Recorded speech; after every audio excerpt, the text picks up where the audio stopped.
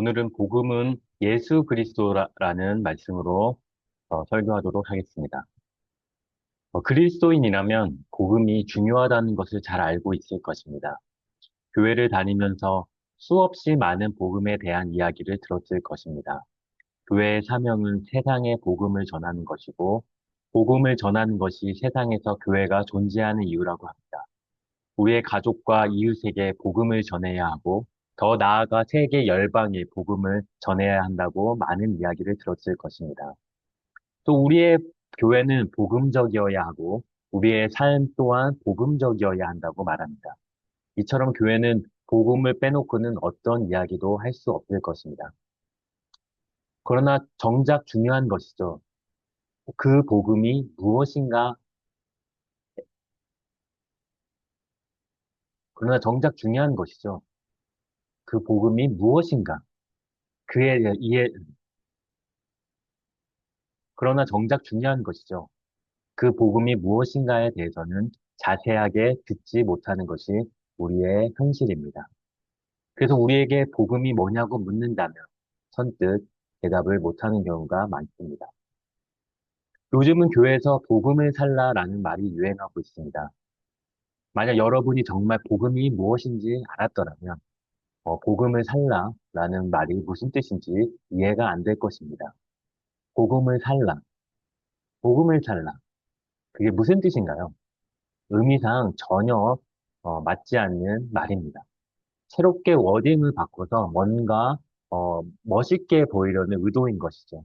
복음의 내용에 크게 관심을 두지 않기 때문에 이런 말을 쓸 수 있는 것입니다. 복음을 분명하고 명료하게 전달하려는 것이 아니라 복음의 내용은 흐릿하게 만들고 그 표현만 그럴듯하게 포장하는 것입니다.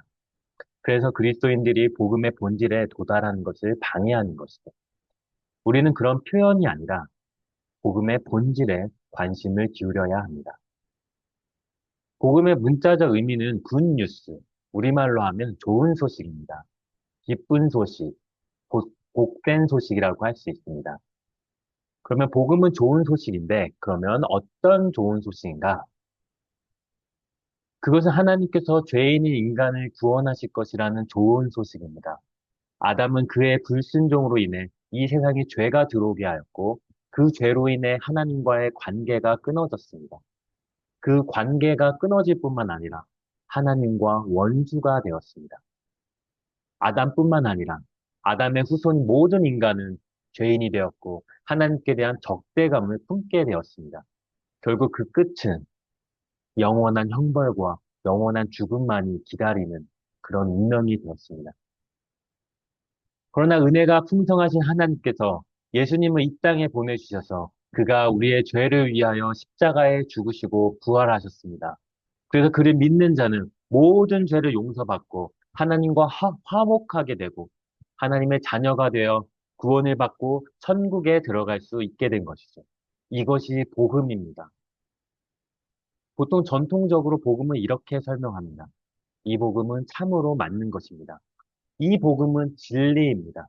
그래서 이 복음을 우리는 끝까지 붙들어야 하는 것이죠.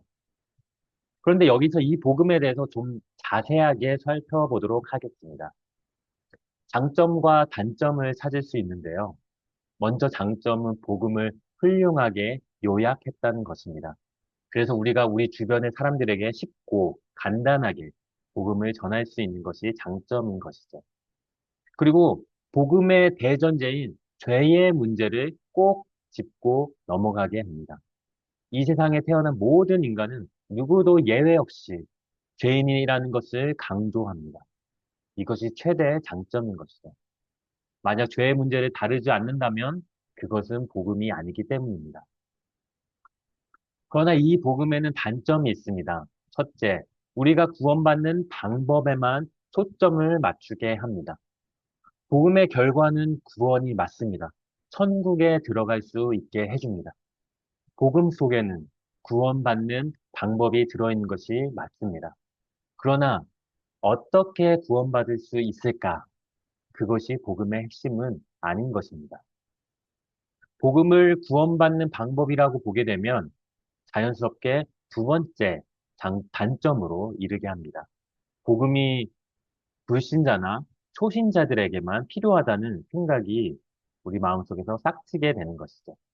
나는 복음을 믿고 구원받았잖아. 나는 복음을 다 알거든. 이제 더 이상 복음이 필요하지 않아. 라는 생각이 들게 만듭니다. 그래서 교회에 와서, 새 가족이 와서 4주짜리 성경 공부를 하고 나면 그 이후에는 전혀 복음에 대해서 들을 수 없는 것이 한국 교회의 실정입니다. 나는 이제 복음을 알았으니 이제 그리스도인으로서 이 세상에서 어떻게 살아가야 하는가 그것에만 관심을 두게 되는 것이죠. 그러나 참된 그리스도인들은 복음을 듣기 원합니다. 복음을 갈급해야 합니다. 복음을 통해 새 생명이 태어난 것처럼 또한 그 복음을 통해 그 영혼이 성장하고 그 영혼이 회복되는 것이죠. 복음은 사주로 끝나는 것이 아니라 하고 파고 파면 팔수록 더 깊어지고 알면 알수록 더 심오한 맛이 나는 그것이 바로 복음입니다. 그래서 사도 바울은 어디를 가든지 그곳에서 얼마나 오랫동안 머무르든지 상관없이 평생에 복음만 전했습니다. 만약 복음이 4주짜리 과정이라면 바울이 에베소 교회에서 3년이라는 시간 동안, 긴 시간 동안 머물면서 복음을 전할 필요는 없었을 것입니다. 그래서 바울은 복음에 대해 이렇게 고백합니다. 로마서 1장 16절. 내가 복음을 부끄러워하지 아니하노니 이 복음은 모든 믿는 자에게 구원을 주시는 하나님의 능력이 됩니다.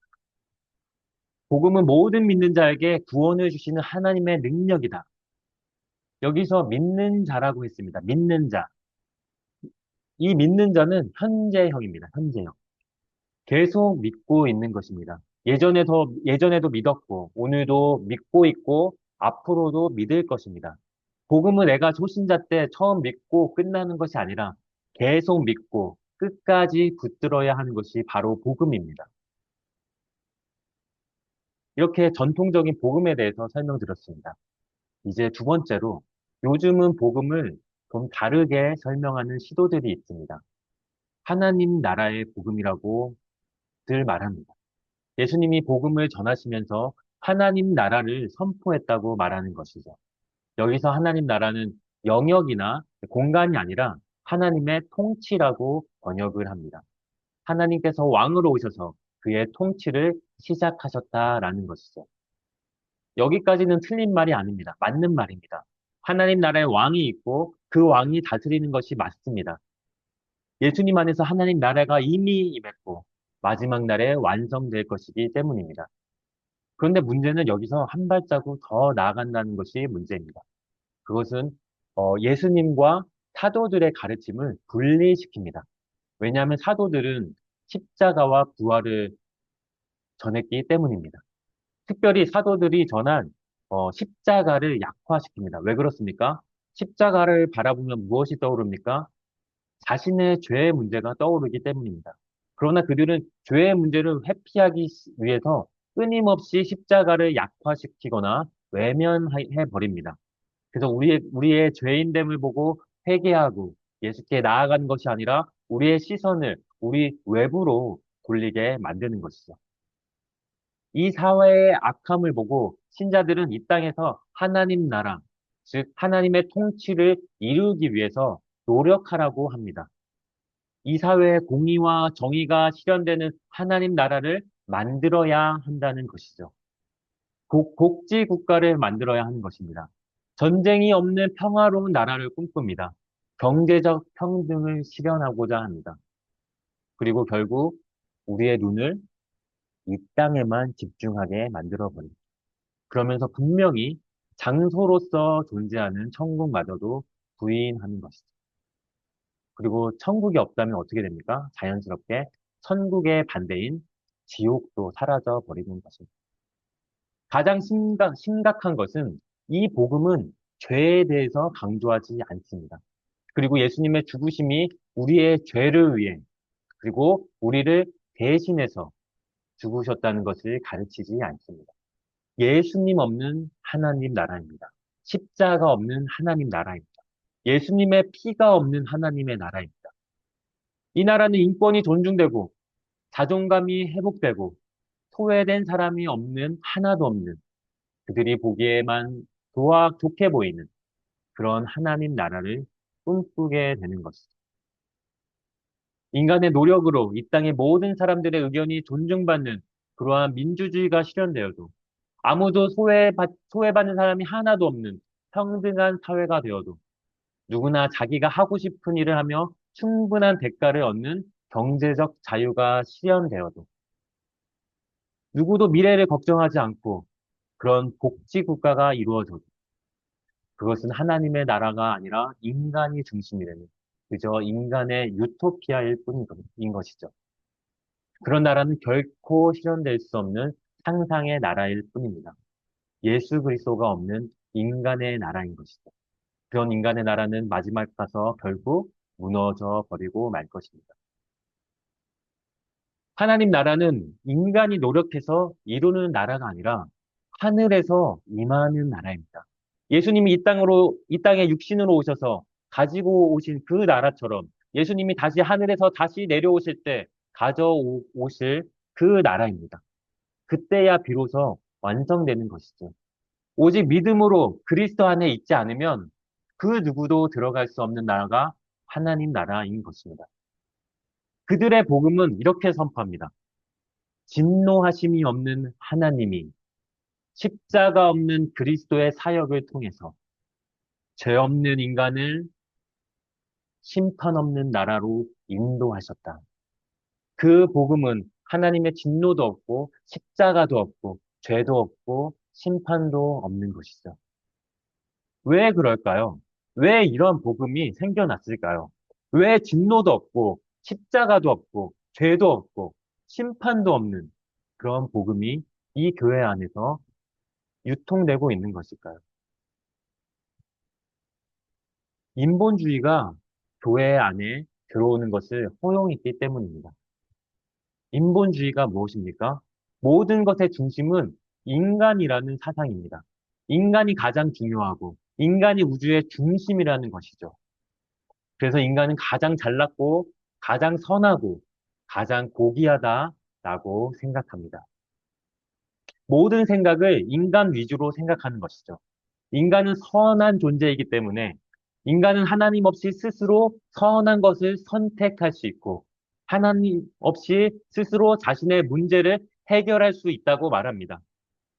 그러나 이것은 사단이 뿌려놓은 치명적인 덫에 불과한 것이죠.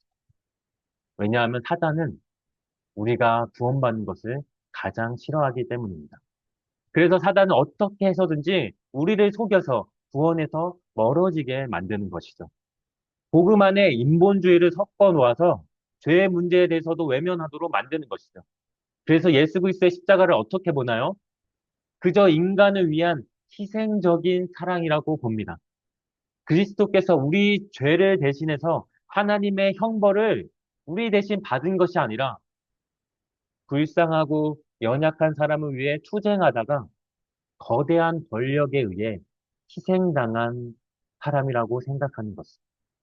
그래서 예수님을 약하고 힘없는 자를 공감하는 피해자로 보게 합니다. 그저 우리가 본받아야 할 모범적인 삶을 산 한 사람으로 그려지고 있는 것이죠. 그래서 예수님처럼 이타적이고 희생적인 삶을 살아서 이 세상을 살리라는 것, 살리라.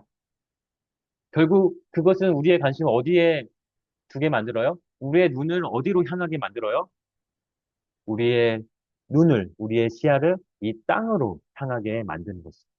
우리의 관심을 세상에 두게 만듭니다. 썩어 없어질 이 세상에 매이게 만드는 것입니다. 그들에게는, 왜냐하면 그들에게는 이 세상이 전부이기 때문입니다. 그들의 전부인 이 땅을 아름답고 값지게 자기네들이 보기에 좋아 보이게 만들려는 그런 노력인 것이죠. 그래서 하늘에 있는 하나님 나라를 소망하지 않게 하는 것이죠. 그러나 참된 그리스도인은 어떻습니까? 복음을 아는 그리스도인은 어떻습니까? 참된 그리스도인들은 하늘에 속해 있습니다. 그들의 시민권은 하늘에 있는 것이죠. 그들의 소속은 하늘에 있기 때문에, 그들의 집은 하늘에 있기 때문에, 그래서 하늘에 속한 그 나라, 그 땅을 바라보면서 살아가는 것입니다. 하늘에 속한 천국을 꿈꾸며 살아가는 것이지요. 그러면 복음을 무엇으로 정의할 수 있을까요? 어떻게 정의해야 성경에서 말하는 그 복음을 바로 알 수 있을까요? 첫 번째로 복음은 하나님의 말씀입니다. 하나님의 말씀이 곧 복음입니다. 하나님 말씀 이퀄 복음입니다. 근거가 있습니까? 네, 사도 베드로는 이렇게 증언합니다. 너희가 거듭난 것은 썩어질 씨로 된 것이 아니요 썩지 아니할 씨로 된 것이니 살아있고 항상 있는 하나님의 말씀으로 되었느니라. 그러므로 모든 육체는 풀과 같고 그 모든 영광은 풀의 꽃과 같으니 풀은 마르고 꽃은 떨어지되 오직 주의 말씀은 세세토록 있도다 하였으니 너희에게 전한 복음이 곧 이 말씀이니라. 사도 베드로가 교회에게 말합니다. 너희가 다시 태어났고 하나님의 구원을 받았는데 어떻게 구원을 받았는지 아느냐? 하나님의 말씀을 통해서 너희는 구원을 받았느니라. 우리가 예배 왜 나옵니까? 말씀을 듣고 거듭나서 구원받기 위해서입니다. 지금처럼 선포된 하나님의 말씀을 듣고 믿을 때 우리에게 구원이 임하는 것이죠. 복음도 동일합니다. 설교자의 복음의 선포를 통해 그 선포를 듣고 믿을 때 어떤 일이 일어납니까? 그 듣는 자에게 구원이 임하는 것이죠. 그래서 베드로전서 1장 25절에서 뭐라고 말합니까? 너희에게 전한 복음이 곧 이 말씀이니라. 복음은 곧 하나님의 말씀이며 하나님의 말씀은 곧 복음입니다. 사도 베드로뿐만 아니라 사도 바울도 이렇게 증언합니다. 너희를 위하여 하늘에 쌓아둔 소망으로 말미암이니 곧 너희가 전에 복음의 진리의 말씀을 들은 것이다. 전에 복음, 진리의 말씀을 들은 것이다. 골로새서 교인들이 하늘의 소망을 쌓아놓고 있습니다. 왜요? 신자가 되었기 때문입니다. 믿음을 가졌기 때문입니다. 믿음을 갖게 되니 이제 어떻게 살아요? 하늘의 소망을 두고 살게 되는 것이죠. 그러면 어떻게 믿음을 갖게 됩니까? 곧 너희가 전에 복음, 곧 진리의 말씀을 들었기 때문입니다. 복음이 무엇입니까? 진리의 말씀입니다. 말씀은 곧 복음이며 복음은 곧 말씀입니다. 그런데 한 가지 질문이 생깁니다. 모든 말씀이 다 복음이냐? 라고 묻는다면 꼭 그렇지는 않습니다. 성경의 핵심은 복음이죠. 그런데 그 성경의 핵심은 복음인데 그 성경에는 더 많은 이야기들이 포함되어 있습니다. 성경에는 창조기사도 있고 율법도 있고 이스라엘의 역사도 있고 찬송시도 있고 남녀 간의 사랑 이야기도 있고 미래에 대한 예언도 있고 또 우리가 배워야 할 그런 교훈과 지혜도 있습니다. 그래서 성경과 복음을 비교하자면 성경이 복음을 포함하고 있다라고 말해야 정확합니다. 성경이 복음을 포함하고 있다. 그렇다면 우리는 복음을 무엇이라고 정의해야 할까요? 복음을 뭐라고 정의해야 정말 성경이 말하고자 하는 방식으로 복음을 알 수 있을까요? 한번 따라해 보겠습니다. 복음은 예수 그리스도. 한 번 더. 복음은 예수 그리스도. 크게. 복음은 예수 그리스도. 이것을 반드시 기억하십시오. 복음은 예수 그리스도. 여러분이 복음이라는 단어를 들을 때마다 즉각적으로 예수 그리스도가 떠올라야 합니다. 복음하면 예수 그리스도. 복음하면 예수 그리스도. 여러분이 이것을 내면에 깊게 새기고 있으면 복음을 살다 이런 말을 들을 때 여러분의 마음속에서 뭔가 거슬리는 것이 있을 것입니다. 복음을 살다. 예수 그리스도를 살다. 예수 그리스도를 살다. 말이 안 되죠. 우리가 사는 게 복음이 아니라 예수님이 사신 게 복음이에요. 예수님이 사신 일을 우리가 믿고 받아들이는 것입니다. 우리가 사는 게 아니에요. 우리는 예수님 그분과 예수님이 사신 일을 전하는 것입니다. 그리고 예수님이 행하신 일을 받아들인 사람으로서 합당하게 살아가는 것이죠.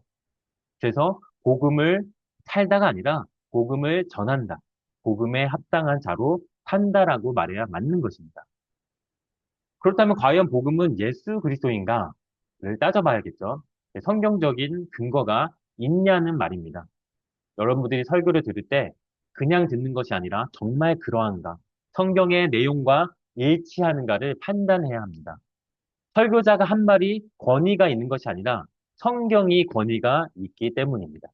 우리는 사람의 말이 아니라 하나님의 말씀을 들으러 왔기 때문입니다. 과연 정말 복음이 예수 그리스도인지 성경을 통해 찾아보도록 하겠습니다. 성경에서 가장 명확하게 정의한 곳이 있는데요. 이것은 사도 바울이 쓴 로마서입니다. 예수 그리스도의 종 바울은 사도로 부르심을 받아 하나님의 복음을 위하여 택정함을 입었으니 이 복음은 하나님이 선지자들을 통하여 그의 아들에 관하여 성경에 미리 약속하신 것이라. 그의 아들에 관하여 말하면 육신으로는 다윗의 혈통에 나셨고 성결의 영으로는 죽은 자들 가운데서 부활하사 능력으로 하나님의 아들로 선포되셨으니 곧 우리 주 예수 그리스도시니라. 아멘. 사도 바울은 인사를 마치고 자신과 자신의 사명을 소개합니다. 바울의 사명은 복음을 전하는 것인데 그러면서 그 복음이 무엇인지 알려주고 있습니다. 이 복음은 하나님이 선지자들을 통하여 그의 아들에 관하여 성경에 미리 약속하신 것이라. 복음이 무엇이라고 했나요? 하나님이 미리 약속하신 것입니다. 하나님이 미리 약속을 주셨는데 어떻게 주셨어요? 선지자들을 통해서 주셨습니다. 그럼 우리가 그것을 어떻게 알 수 있어요? 그 약속을 알 수 있어요? 네, 성경을 통해 알 수 있는 것이죠. 왜요? 선지자들이 하나님으로부터 그 약속을 받아서 기록했기 때문입니다. 그리고 그 기록을 모은 것이 성경이기 때문입니다. 그리고 그 복음의 내용이 무엇이에요? 그 아들에 관하여. 하나님의 아들에 관한 것이 그 약속이 복음인 것이죠. 그래서 3절부터 그 아들을 관하여 말합니다. 그는 다윗의 혈통에서 나셨고 죽고 부활하셔서 하나님의 아들로 선포되었다고 말합니다. 그가 누구예요? 우리 주 예수 그리스도입니다. 그래서 이 말씀을 통해서 복음은 무엇인가요?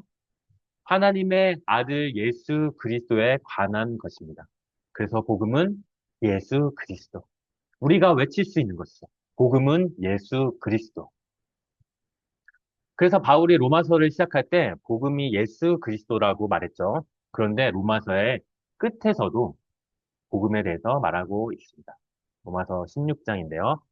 나의 복음과 예수 그리스도를 전파함은 영세전부터 감추어져 있다가 이제는 나타나신 바 되었으며 영원하신 하나님의 명을 따라 선지자들의 글로 말미암아 모든 민족이 믿어 순종하게 하시려고 알게 하신 바 그 신비의 계시를 따라 된 것이니 이 복음으로 너희를 능히 경고하게 하시니 지혜로우신 하나님께 예수 그리스도로 말미암아 영광이 세세무궁하도록 있을지어다. 아멘. 나의 복음과 예수 그리스도를 전파함은이라고 나옵니다. 나의 복음과 예수 그리스도. 이게 복음 따로 예수 그리스도 따로가 아니라 동격이에요, 동격. 그래서 복음, 예수 그리스도 같은 말인 것입니다. 그래서 복음을 전파하는 것이 예수 그리스도를 전파하는 것이고 예수 그리스도를 전파하는 것이 복음을 전파하는 것입니다. 바울 시대에는 아직 신약 성경이 없었을 때니까 사도들은 복음을 전할 때 무엇을 사용했어요? 선지자들의 글로 말미암아. 조금 전에 로마서 1장 봤었죠. 선지자들을 통하여 그의 아들에 관하여 성경에 미리 약속하신 것이다. 선지자의 글. 선지자의 글이 뭐예요? 선지자의 글은 바로 구약 성경입니다. 사도들은 구약 성경을 가지고 예수 그리스도를 전파한 것입니다. 이것은 사도 바울만 그렇게 한 것이 아닙니다. 빌립 집사. 빌립 집사도 똑같습니다. 예. 사도행전 8장 35절이죠. 빌립이 입을 열어 이 글에서 시작하여 예수를 가르쳐 복음을 전하니. 네. 예수를 가르쳐 복음을 전하니. 이 빌립 집사도 복음을 전할 때 무엇을 가르쳐요? 예수를 가르칩니다. 복음은 예수 그리스도. 맞죠? 그런데 예수를 가르칠 때 어떻게 가르쳤어요? 이 글을 시작하여 가르칩니다. 이 글에서 시작하여. 이 글이 뭐냐? 이 글은 이사야서 53장 7절 말씀이에요. 예, 이사야서 53장 7절 말씀. 그래서 그가 도살자에게로 간 양같이 끌려갔고 털 깎는 자 앞에서 있는 어린 양이 조용함 같이 그의 입을 열지 아니하였도다. 그가 굴욕을 당했을 때 공정한 재판도 받지 못하였으니 누가 그의 세대를 말하리요. 그의 생명이 땅에서 빼앗김이로다 하였거늘. 이디오피아에서 온 내시가 길을 가다가 길가에서 이 글을 접하고 이 글을 읽고 있었습니다. 그런데 이 글에서 나타난 양처럼 도살장으로 끌려가는 사람이 도대체 누구인지 궁금해졌습니다. 그런데 갑자기 빌립 집사가 나타나서 알려주죠. 이 사람이 누구인지. 그래서 어떻게 얘기해요? 이 글을 통해서 이 말씀이 가리키는 사람은 예수 그리스도며 이 예수 그리스도는 아무 죄도 없었어요. 그리고 이 예수께서 불법의 재판을 받고 양처럼 십자가에서 죽음을 당하셨다라고 복음을 전한 것입니다. 그런데 우리가 신약을 좀 읽어보면서 신약을 썼던 저자들이 구약을 인용하면서 가르치는 것이 하나 있는데요. 그걸 잠깐 보면 어, 이런 것이 있습니다. 그들은 어떻게 가르치냐면 광야의 이스라엘을 본받지 말라. 그리고 소돔과 고모라를 본받지 말라. 이렇게 말하면서 구약 성경을 차례차례 읽어가면서 교훈을 받으라고 훈계하고 있습니다. 예수님도 무엇을 읽지 못하였느냐? 이렇게 말하면서 바리새인들을 꾸짖으시는 거죠. 그래서 그렇게 어, 신약 성경의 저자들과 그 사도들과 예수님이 그렇게 가르쳤던 것처럼 우리도 구약을 읽으면서 교훈을 받고 우리가 어떻게 살아야 할지 고민하고 그 성경의 교훈대로 살아가야 하는 것은 마땅한 바입니다. 그러나 그것이 성경의 1차적인 목적이 아닙니다. 성경의 1차적인 목적은 예수 그리스도입니다. 이 성경이 그래서 나에게 어떤 의미인가를 묻기 이전에 이 성경이 그리스도에 대해서 무엇을 말하는가입니다. 그것이 먼저입니다. 성경은 나에 대한 이야기가 아니라 우리에 대한 이야기가 아니라 그리스도에 대한 이야기이기 때문입니다. 그리스도의 이야기. 그것이 복음인 것이죠. 성경은 복음에 초점을 맞추고 있고 그 복음은 예수 그리스도를 가리키고 있습니다. 그렇다면 제자들은 어떻습니까? 예수님의 제자들은 성경을 바로 알았을까요? 예수님이 엠마오로 가고 있던 두 제자들에게 찾아오시죠. 그래서 이때는 예수님이 십자가에 죽으신 것만 알았어요, 이들은. 근데 예수님이 십자가에 죽으시고 아직 부활하신 것을 몰랐던 제자들에게 나타나셔서 예수님이 이렇게 말씀하십니다. 이르시되 미련하고 선지자들이 말한 모든 것을 마음에 더디 믿는 자들이여. 그리스도가 이런 고난을 받고 자기의 영광에 들어가야 할 것이 아니냐 하시고 이에 모세와 모든 선지자들의 글로 시작하여 모든 성경에 쓴 바 자기에 관한 것을 자세히 설명하십니다. 미련하고 선지자들이 말한 모든 것을 마음에 더디 믿는 자들이여 예수님께서 책망하시는 것입니다. 선지자들의 말한 모든 것 그게 뭐예요? 구약 성경이죠. 구약 성경에서 말한 것을 여전히 믿지 못하고 있다고 책망하시는 것입니다. 그리스도가 고난받고, 즉, 죽으시고, 영광에 들어가는 것, 부활하시고 승천하시는 것이 성경에 이미 예언되어 있는데 왜 그것을 알지 못하느냐라는 것이죠. 그렇게 책망하시고 나서 그래도 이 미련하고 한심한 제자들에게 예수님께서 다시 가르쳐 주시죠. 모세와 모든 선지자의 그죠? 모세의 오경과 선지서입니다. 즉, 구약 성경을 가지고 모든 성경에 쓴 바, 무엇을 자세히 설명하세요? 자기에 관한 것을 설명하십니다. 그것도 자세하게 설명하십니다. 자기에 관한 것, 예수 그리스도에 관한 것. 그게 뭐라고요? 복음이죠. 복음은 예수 그리스도. 모든 구약 성경은 예수 그리스도에 관한 것입니다. 그러면 열두 제자는 어땠을까요? 열두 제자. 네. 누가복음 24장 44절에서 48절까지 말씀 보면 또 이르시되 내가 너희와 함께 있을 때 너희에게 말한 바 곧 모세의 율법과 선지자들의 글과 시편에 나를 가리켜 기록된 모든 것이 이루어져야 하리라 한 말이 이것이라 하시고 이에 그들의 마음을 열어 성경을 깨닫게 하시고 또 이르시되 이같이 그리스도가 고난을 받고 제3일에 죽은 자 가운데서 살아날 것과 또 그의 이름으로 죄사함을 받게 하는 회개가 예루살렘부터 시작하여 모든 족속에게 전파될 것이 기록되었으니 너희는 이 모든 일의 증인이라. 예수님이 열두 제자에게 나타나셔서 똑같은 말씀을 하십니다. 모세의 율법과 선지자의 글, 그리고 여기에 하나가 추가되었네요. 시편까지. 그죠? 모든 구약 성경에서 나를 가리켜 기록된 모든 것이 이루어져야 하리라. 예수님에 관한 모든 것이, 모든 예언들이 이루어져야 한다는 것이죠. 이렇게 예수님께서 친히 성경을 가르쳐 주시고 그들의 마음을 열어 성경을 깨닫게 하여 주시고 있습니다. 그래서 예수님께서 직접 바리새인들에게 이렇게 말씀하시죠. 너희가 성경에서 영생을 얻은 줄 생각하고 성경을 연구하거니와 이 성경이 곧 내게 대하여 증언하는 것입니다. 그러나 너희가 영생을 얻기 위하여 내게 오기를 원하지 아니하는도다. 바리새인들은 성경에 영생이 있음을 알았습니다. 그래서 부단히 성경을 읽고 성경을 외우고 성경 말씀대로 살기를 그 누구보다도 힘썼습니다. 그래서 그들은 누구보다도 거룩해지기 위해 성경을 연구하고 정결 의식을 자기들에게 적용하면서 살았습니다. 원래 정결 의식은 제사장에게만 해당하는 의식이었습니다.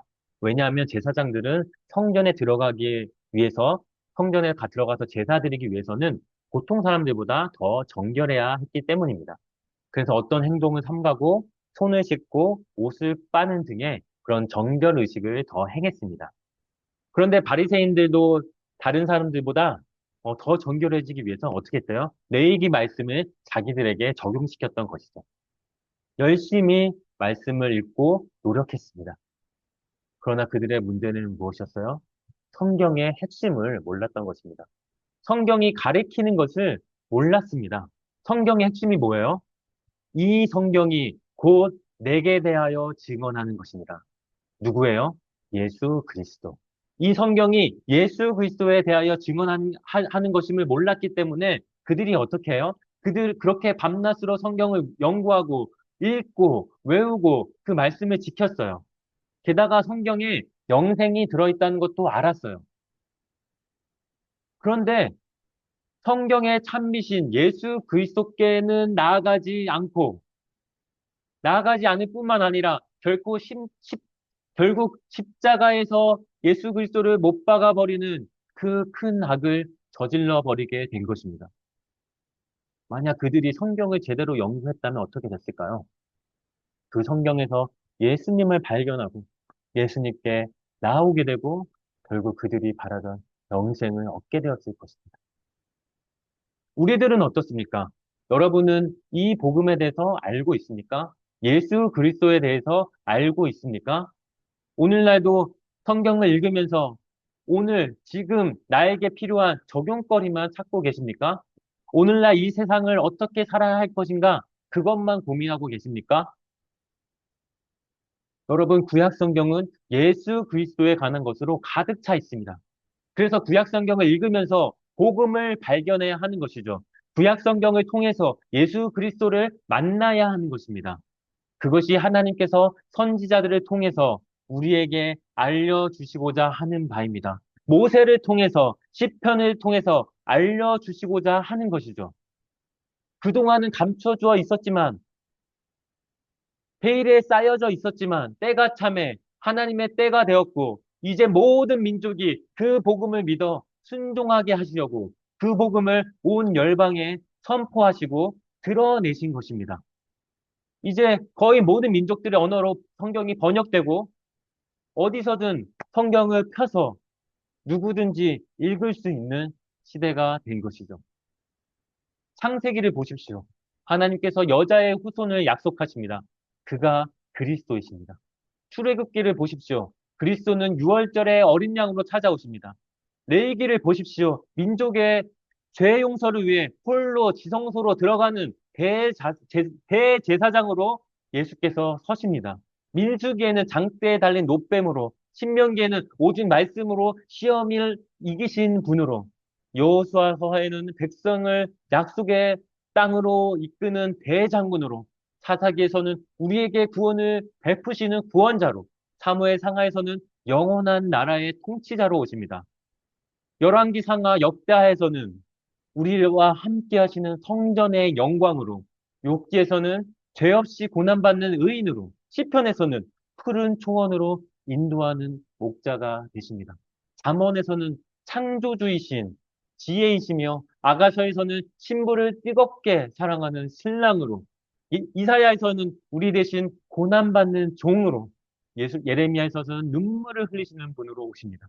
에스겔서에서는 새 언약을 성취하시는 분으로, 다니엘서에서는 하나님 나라를 상속받는 인자로, 호세아에서는 음란한 여인을 끝까지 사랑하는 남편으로, 요엘서에서는 성령을 보내주시는 분으로, 요나에서는 3일 만에 부활하시는 분으로, 미가에서는 베들레헴에서 나실 통치자로, 학개서에서는 새로운 성전으로 건축하시는 분으로, 스가랴에서는 나귀 새끼를 타고 오시는 겸손의 왕으로 오십니다. 말라기에서는 그리스도는 언약의 사자이시며 치료의 광선을 바라시는 분으로 오십니다. 이처럼 예수 그리스도는 모든 성경의 주제이자 주인공이시며 성경의 약속이자 중심 되시는 분이십니다. 이처럼 성경을 통해서 예수 그리스도를 만나십시오. 성경을 통해 복음의 소식을 들으십시오. 성경의 초점, 복음의 핵심, 복음의 전부인 예수 그리스도를 찾으시길 바랍니다. 영생을 얻기 위해서 성경을 찾으십니까? 잘하셨습니다. 이제 성경이 증거하는 예수 그리스도를 알고 성경의 주인공이신 예수님께 나아가시기를 바랍니다. 그분이 누구신지를 알고 그분이 하신 일이 얼마나 위대하고 놀라운 것인지를 깨달으시길 바랍니다. 이제는 복음을 더 듣기 원하고, 복음을 더 알아서, 복음이 우리의 중심이 되고 전부임을 깨닫고, 이 세상에 복음을 전하시는 여러분 되시기를 바라겠습니다. 복음은 예수 그리스도입니다. 아멘.